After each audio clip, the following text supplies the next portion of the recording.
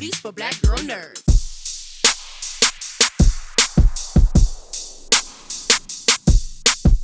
And Hey. I am, Hi. hi, I'm very excited about this show. I'm a huge Black Sails fan. And so when I heard, let's do, yeah, apparently I discovered that apparently I love pirates. And so once I heard that there was going to be a comedy, I was like, all right, let's see how this works. And then once, of course, you heard that Taika was involved, and it's like, okay, I see what's going on. So it's good times. Um, I've had a chance to talk kind Phew. of, right. That could have gone any number of It was ways. terrible. No, it was Stacy, fantastic. my heart stops. I had a chance to talk with the rest of the cast kind of about how they got started and everything. And one thing they really like about the show is, once again, we have a historical figure in Blackbeard that we're kind of seeing a different perspective on and kind of seeing them from a different angle. And then we also have Rhys here taking the gentleman's pirate approach to trying to, corral these hooligans. So, Rhys, I wanted you to talk about, if you could, what you want people to kind of take away from your character and what you kind of want them to learn about him as the show kind of progresses. Yeah, I guess I want them to root for him, even though it's going to be difficult because of his background, and to understand that when you're misunderstood, you can be even misunderstood by yourself. And so it's him trying to understand who he really is, and he does that in the toughest way possible by joining a pirate crew where he's probably only going to last a few weeks before he's dead if he's lucky, and then try and command them. It's the worst risk anyone could ever take. He comes from a wealthy background, aristocrat, all the money, it's all in his clothing. You could see him. He's beautiful. And these others are like, what is going on? Oh, hang on. He's paying them a wage. So, he starts off on a good foot. He is offering something nice. He pays these guys, and then he starts reading them stories at night. He starts to sort of mother them. And so it's sort of getting them to be on his side so that his dream can happen. And then, the dream starts to happen and then crashes almost immediately when he realizes he's going to have to kill people. Oh, yeah. But, he tries to work it out, and it's very thrilling to kind of see him go through those changes. David. Tough. Right. Exactly. David, for you, kind of the same question. When people are watching the show kind of overall, what do you want them to kind of take away from it? It's just fun. Go watch the show. Do you have a bad Don't day? overthink it. Yeah. Do you have a bad day at work? Did you one of your animals poop on the floor? Just watch it, like check out, don't think about the news, just enjoy yourself. And hopefully, you get moved a few times. But yeah, just enjoy.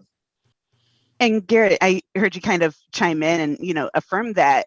Did you have anything else that you wanted to add to that sentiment? No, I feel sad a lot, and I rewatch the show over and over to make myself feel a little better, and I hope others cure their depression this way too. Sometimes it's just that is really the pull. Sometimes you just need something to kind of take your mind away. Rhys, you were talking about kind of the complexities of Stede. Was that kind of what drew you to the character? And in general, what is it about these kind of bumbling heroes that you love? It's exactly that. It's like, yes, he's complex, because this one in particular, has a really dubious reason and background for becoming what he's decided to become. A massive risk taker, which I love. I love risk takers. You only live once, and there's always a chance. There's only one chance for a second chance, as they say. I think it's said better than that, but you get the gist. And I think that's appealing. But the main part that's appealing for me was that, if you feel out of place, you can jump into a place where everyone's out of place, and all of a sudden that place is a good place. It might take a while, but you can create it amongst a bunch of other people that are ill of sorts or out of step as well. And so at first we see Stede, it looks like he's got it all made. He's got all the amazing outfit, the boat is his, you know, but really it starts to unravel that the guy's a worse mess than the rest of them. So that's really cool. And confidence is the thing that I've always used to get through my life, take risks, you know, just step forward. And I think that's what we see Stede do as well, is just this stupid confidence that it looks good at first, but then as it unravels, you know, he needs help, and he needs help from friends. Well, that's awesome. Like I said, I really, really enjoy the movie. The show, the series rather. It should be a movie, but upgraded. Stacey upgraded us to movie. There we go. There we go. It's wishful thinking. We're gonna cross our fingers. But it's done. I was going to say, in the meantime, I hope people get their eyes on this and just enjoy it as much as I did and your performances. So thank you guys so much for this gift of a show and for taking this time to talk with me. Thank you, Stacey. Thank you. Have a good rest of your day. You too. And this show is so fun. You know, I when it came out, I was a huge fan of Black Sails. And so then I heard, okay, there's going to be like another pirate show. And I was like, okay, I'm down. I like pirates, apparently. And then I heard it was by, you know, Taika Waititi. And I was like, okay, let's see what's going on. So we have Matthew, who plays Black Pete, Nathan, who plays Lucius, and then Samba, your character, tell me the name. Roach. That's what I thought, and I was like, why is his character called Roach? Because so we'll get to that in a minute. Yeah. But please, can you guys tell me kind of how you got involved with the show? I'll give it. Yeah. So I wasn't really an actor before I started doing this. I'm a comedy writer. That's what I do as a job. But I started making these Twitter videos, just kind of like for my friends, for my like 800 followers at the time or whatever. And Taika found those videos and found them funny. I know, it was so crazy, and then they asked me to audition for the show, and my response was kind of like, yeah, I mean, I'll audition for it, but that's insane. That's never going to happen, and I got it, which is sort of the luckiest thing that's ever happened to me. Really, it was so cool. That's so awesome. How about you, Matthew?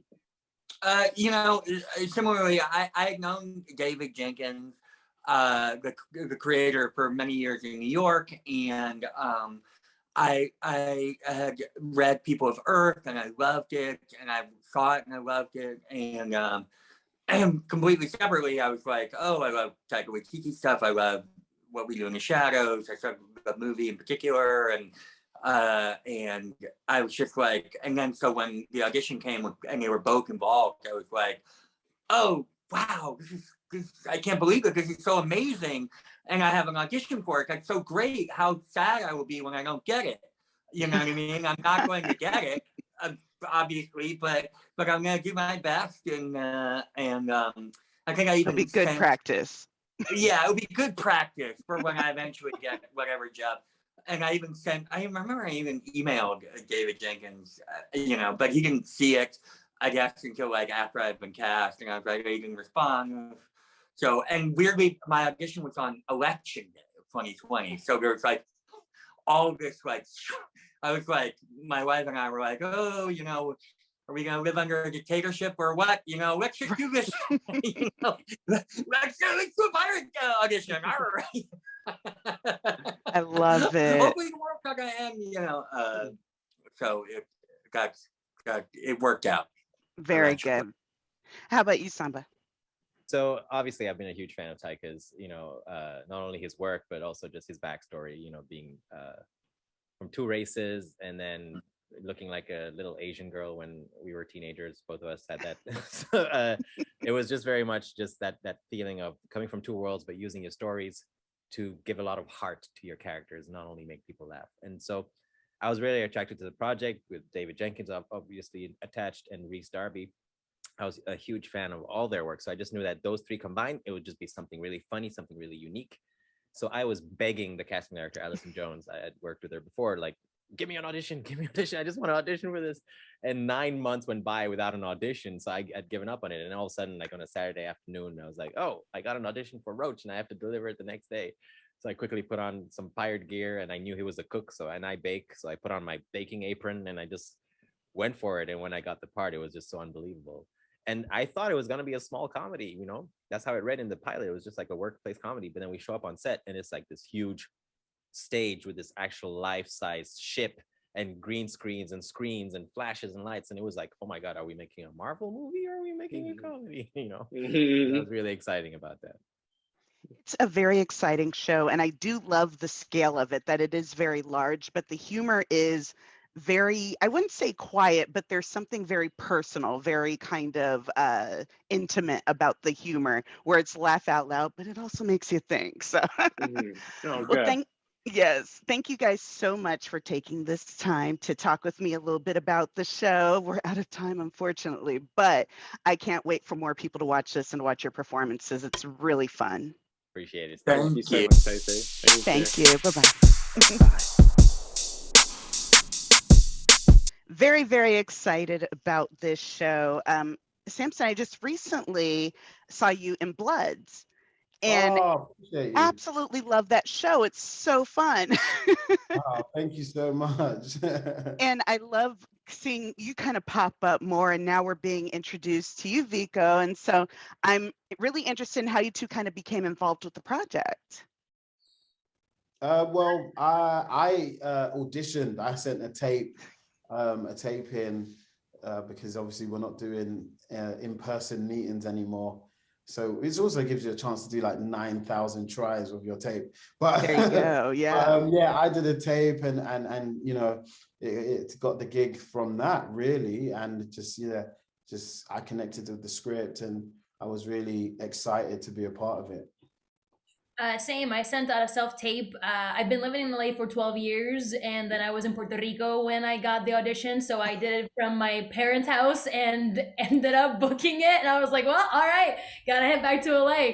So that was a fun moment. But I really connected with the character. There are so many things that I want to say right now, but I can't. But there's a lot in that character that I see myself in, and it was a lot of fun to be able to explore that with everyone in the show. Well, in the show, you two definitely have this connection, and we see that it's kind of a troublesome friendship. A lot of it is Samson's character really kind of reining in Vico's character. Stressing me out, Stacey. She's stressing me out. They just don't have any manners. It's just too good. Yeah, I love our dynamic because it's such a, you know, Jim is just like determined, unhinged, and dangerous, and will stab anyone that looks at them weird. And Oluwande is like, can we please take a break? Can we please not? Can you stop? But also, sure, whatever you gotta do. Yes. But that's also what brings them, it's also what brings them together. It's also what brings them quite close together, because no matter what, even though they both kind of get on each other's nerves at some points, it's like they know they have to have each other's back. Like they are a family aside from this extended family that they've inherited, you know? Well, how does it feel to kind of play the other side of the coin? Because I know in Bloods, you're kind of the Jim character, kind of chaos and a lot of bravado. Yeah, I mean, that's one thing that drew me to the project, was that it was a complete, because I thought, you know, knowing Taika's work and David, and I thought it was going to be a completely very Bloods type character, like very outlandish, very loud, and you know. But it was, when I read the script, it was like I was the gentle one out of everyone, out of the madhouse. And it was like it was a really fun change and a nice challenge that I really wanted to explore. It was very different, because I know everyone's expecting me to be like, but that's just me in real life. Right. Vico kind of gets that role. And so how was that being all crazy? What's Yeah. wild though is that like even though I have a lot of like energy as Vico, right? Like Jim channels that very differently. So like I'm excited to see how like my friends are gonna be like, wait, what? What is happening? And I'm like, I told you, unhinged, you know what I'm saying? Like unhinged and dangerous and sharp. Unhinged and sharp. So Well, that's awesome. I can absolutely not wait for more people to see the show, to get their eyes on it, and to see you guys really just make a meal out of this entire snacks. I love it. Thank you so much for taking this time to talk with us. And yeah, I wish you guys nothing but the best. Thank you. Oh, I love that. Make a meal out of all the snacks. There you go.